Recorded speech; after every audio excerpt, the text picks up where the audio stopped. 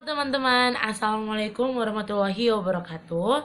Perkenalkan, nama saya Humaira Dinda Putri Sregar dengan NIM 22231114. Saya dari Departemen Pendidikan IPA, Fakultas Matematika dan Ilmu Pengetahuan Alam. Nah, jadi di sini saya perwakilan dari kelompok 3 akan menjelaskan tentang integral. Saya akan menjelaskan dimulai dari definisi, rumus, sifat-sifat integral, dan nanti saya akan juga memberikan satu contoh soal tentang integral. Mulai dengan definisi integral.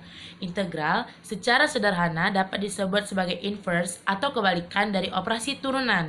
Integral dibedakan menjadi dua, yaitu integral tak tentu dan integral tentu. Yang pertama, integral tak tentu itu merujuk pada definisi integral sebagai inverse atau kebalikan dari turunan. Sedangkan integral tentu didefinisikan sebagai jumlah suatu daerah yang dibatasi kurva atau Integral disebut juga sebagai anti turunan.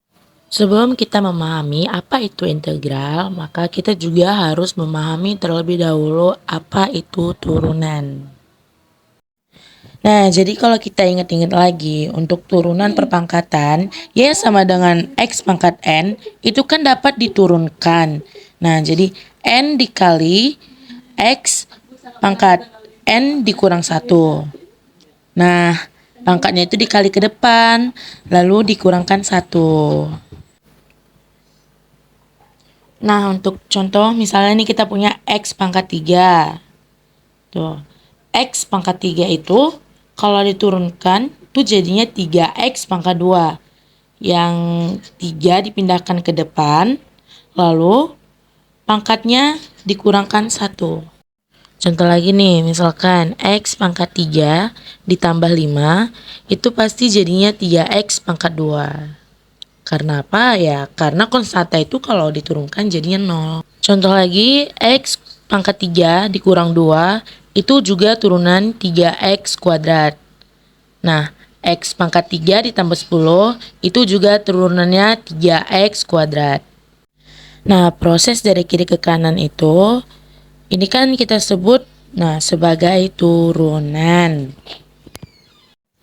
Nah, kalau kita ngebalikin dari kanan ke kiri, kita mau cari fungsi awalnya sebelum diturunkan. Nah, itulah yang kita sebut sebagai integral. Nah, jadi jelas ya kenapa integral itu disebut anti turunan, karena emang kebalikannya gitu. Nah, jadi kalau kita mau konstruksi formulanya, X pangkat N itu dapat diintegralkan menjadi, kalau tadi sebelumnya dalam turunan pangkatnya dikali ke depan, lalu dikurang 1. Nah, kalau sekarang ini kita coba bangun kebalikannya, berarti pangkatnya ditambah 1 dulu, lalu kita bagi ke depan.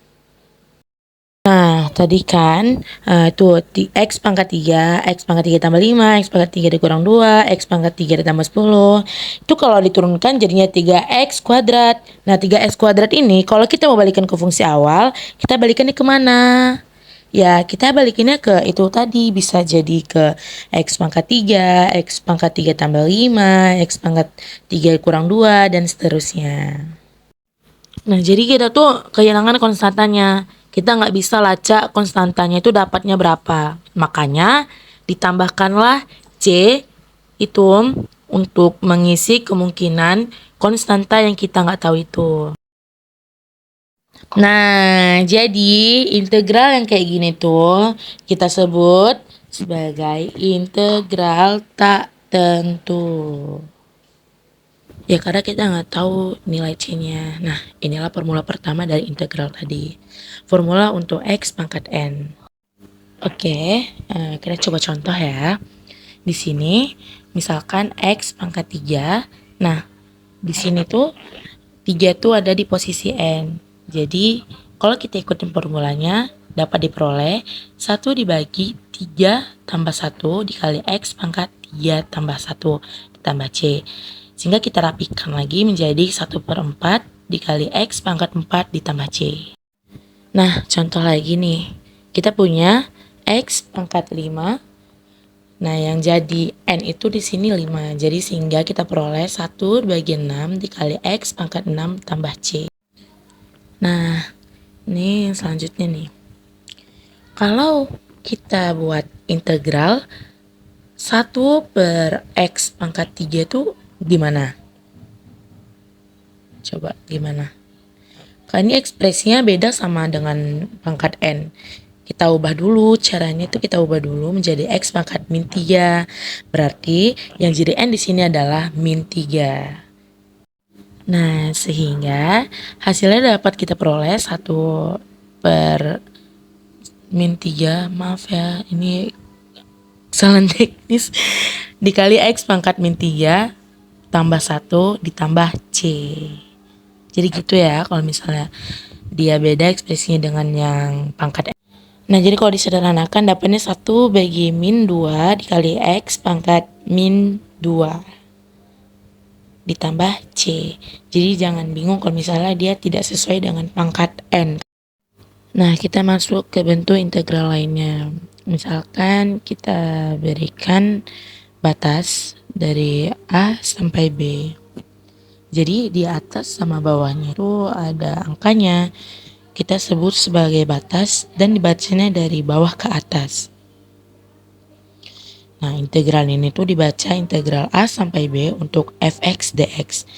Nah, gimana sih cara nyelesain integral yang ada batasannya seperti ini? Sebutlah misal hasil dari integral fx adalah f besar x, maka integral A sampai B. Nah, untuk fx dx itu sama dengan fb dikurang fa. Jadi b dan a-nya kita substitusikan ke dalam fungsi hasil integralnya. Lalu kita kurangkan. Nah, integral yang memiliki batas itu hasilnya udah nggak ada c-nya lagi, udah nggak ada konstat yang nggak kita ketahui lagi. Jadi integral seperti ini tuh disebut sebagai integral tentu. Nih, contoh misalkan kita punya integral 3x pangkat 2 dibatasi dari 2 sampai 3 ya. Nah, kita tuh ya tinggal integralkan 3x pangkat 2-nya dulu. Nah, jadi dia akan jadi x pangkat 3. Lalu masukkan batasnya dari 2 sampai 3. Maka kita akan peroleh 3 pangkat 3 dikurang 2 pangkat 3. Jadi ini kalau kita jabarkan, kita mendapatkan hasilnya 19. Nah, untuk integral tentu ada beberapa sifat.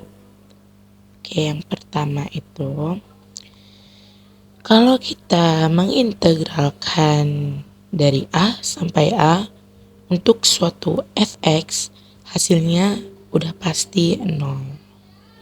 Dia untuk fungsi berapapun hasilnya tetap 0.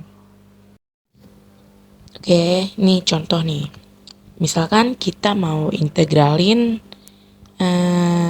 3x pangkat 2 dibatasin 2 sampai 2. Nah, 3x pangkat 2 itu integralnya kan x pangkat 3. Masukkan batasnya itu. Nah, hasilnya nanti pasti 2 pangkat 3 dikurang 2 pangkat 3 lagi. Maka hasilnya ya 0. Nah, ini logis ya, karena berapapun hasil integralnya ujung-ujungnya FA dikurang FA lagi. Pasti 0 kan hasilnya. Nah, kita masuk ke sifat integral tentu yang kedua. Jadi kalau ada integral A sampai B untuk fx, kalau misalnya kita tukar, hasilnya kita buat minus. Itu batasannya. Nah, lanjut ke contoh. Integral dari 3x kuadrat dibatasi dari 3 sampai 2. Nah, tadi kan contoh yang pertama itu kita buat dari 2 sampai 3. Sekarang kita hitung untuk 3 sampai 2. Maka hasilnya adalah x pangkat 3, kita substitusikan 2 dan 3-nya. Jadinya 2 pangkat 3 dikurang 3 pangkat 3 akan diperoleh hasil min 19. Nah, sifat ini juga make sense ya, karena yang awalnya FB dikurang FA dan jadi FA dikurang FB, sehingga diperoleh hasilnya itu jadi minus. Lalu sifat selanjutnya, kalau kita punya integral A sampai B, itu bisa kita nyatakan sebagai integral A sampai berapa dulu? Nah, itu terserah. Misalkan C. Misalkan ditambahkan lagi dari integral dari C sampai B. Jadi kalau kita lihat ujung-ujungnya dari A sampai B juga. Nah, hasilnya itu pasti bakal sama nantinya.